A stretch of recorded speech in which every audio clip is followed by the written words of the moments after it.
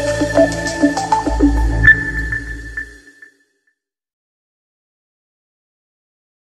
Everyone, सी language के tutorial series में आपका स्वागत है।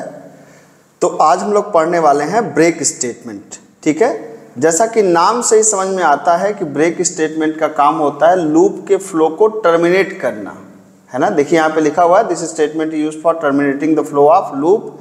और एक बात ध्यान रखने की जरूरत है, as per the given condition. ऐसा भी नहीं कि लूप के अंदर बस आप ब्रेक लगा दें।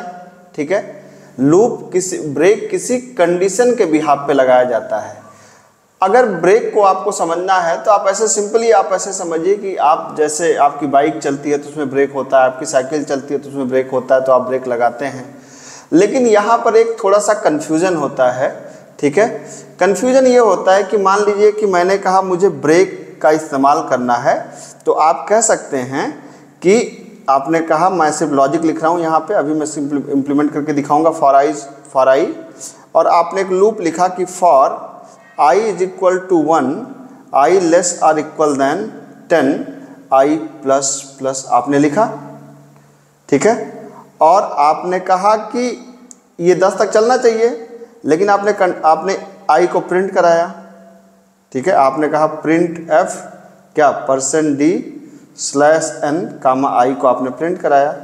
और आपने यहाँ पे कंडीशन लगा दिया कि यदि i की वैल्यू 5 है तो ब्रेक कर दो, है ना, ब्रेक लगा दो। तो आप अब तक समझ चुके होंगे कि इसका आउटपुट क्या आएगा। सोच के बताइए कि इसका आउटपुट क्या आएगा। इसका आउटपुट आएगा 1, 2, 3, 4 और 5। जैसे ही i की वैल्यू 5 होगी, i की वैल्यू 5 के बराबर होगी, तो ये कंडीशन ट्रू हो जाएगी। कंडीशन ट्रू होते ही ब्रेक इसको क्या करेगा, लूप से बाहर भेज देगा। अब यहाँ पर एक क्वेश्चन ये उठता है, मैं अक्सर जब इसको क्लास में पढ़ाता हूँ तो बच्चों से पूछता हूँ कि बच्चों ये बताओ कि अगर मुझे 5 तक ही चलाना था तो मुझे ब्रेक लगाने की क्या ज़रूरत थी। मैं यहीं पे जाता, 10 की जगह मैं क्या कर देता, 10 की जगह मैं 5 कर देता, काम हमारा हो जाता। ये ब्रेक लगा के अननेसेसरी हमने एक 10 तक लूप चला के फिर 5 पे ब्रेक लगाने की क्या ज़रूरत है। फिर यहाँ पे क्वेश्चन असल में ये उठता है कि ब्रेक की ज़रूरत क्या है। ऐसे तो 5 तक चलाना था, 5 ही तक चलाओ। ठीक है, आप एक मिनट सोचिए कि ब्रेक की ज़रूरत क्या है, क्यों अननेसेसरी ब्रेक हम लोग लगा रहे हैं। तो ब्रेक की ज़रूरत क्यों पड़ती है मैं आपको बताता हूँ। जैसे मान लीजिए कि आपको एक जगह से दूसरे जगह जाना हो, मतलब मान लीजिए आपको एक सोर्स से इस डेस्टिनेशन तक जाना हो। अब इस सोर्स डेस्टिनेशन को आप मान लीजिए कोई भी जगह मान लीजिए कि एक जगह S है, इस जगह S है, इस जगह D है, यहाँ से यहाँ तक हमें जाना है। हमें नहीं पता कि हमारा रिजल्ट कहाँ मिलेगा। ठीक है, हो सकता है रिजल्ट यहाँ मिल जाए, हो सकता है रिजल्ट यहाँ मिल जाए, हो सकता है रिजल्ट यहाँ मिल जाए। तो जहाँ जैसे ही आपका रिजल्ट मिलेगा वहीं पे आप क्या कर देंगे, ब्रेक मिलेंगे। अगर इसका एक एग्जांपल लें तो जैसे मान लीजिए किसी को ढूंढना हो तो एक जगह से मान लीजिए S जगह से D जगह तक आपको किसी को ढूंढना है।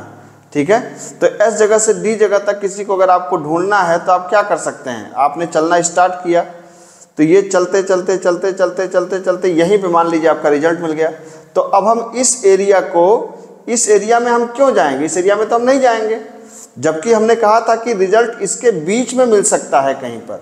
तो इस एरिया में रिजल्ट नहीं मिलेगा, और जब रिजल्ट नहीं मिलेगा तो आपको यहाँ पर बेहतर होगा कि आप क्या करें, यहीं पर आप उसको रोक दें।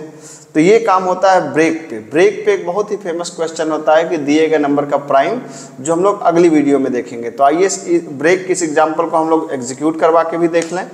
ठीक है, तो आप देख सकते हैं यहाँ पर आप आए, आपने कहा INT i, मैंने एक लूप चला दिया कि for i is equal to 1, i less or equal than 10, i plus plus. और क्या कर दीजिए, सिंपली आप यहाँ पर जाइए, प्रिंट f %d /n कर दीजिए, कामा i की वैल्यू को प्रिंट कराइए। और आपने कहा कि यदि i की वैल्यू 5 है तो क्या कर दो, ब्रेक कर दो। तभी हम लोगों ने डिस्कस किया कि इसका आउटपुट क्या आएगा, 1 से लेके 5 तक। ठीक है, तो 1 से लेके 5 तक इसका आउटपुट है। तो होपफुली आपको ये बात तो ज़रूर समझ में आ गई होगी कि ब्रेक का इस्तेमाल हम लोग क्यों कर रहे हैं। ठीक है, तो इसका बहुत फेमस एग्जाम्पल है प्राइम का क्वेश्चन, जो हम लोग अगली वीडियो में देखने वाले हैं। Thank you so much.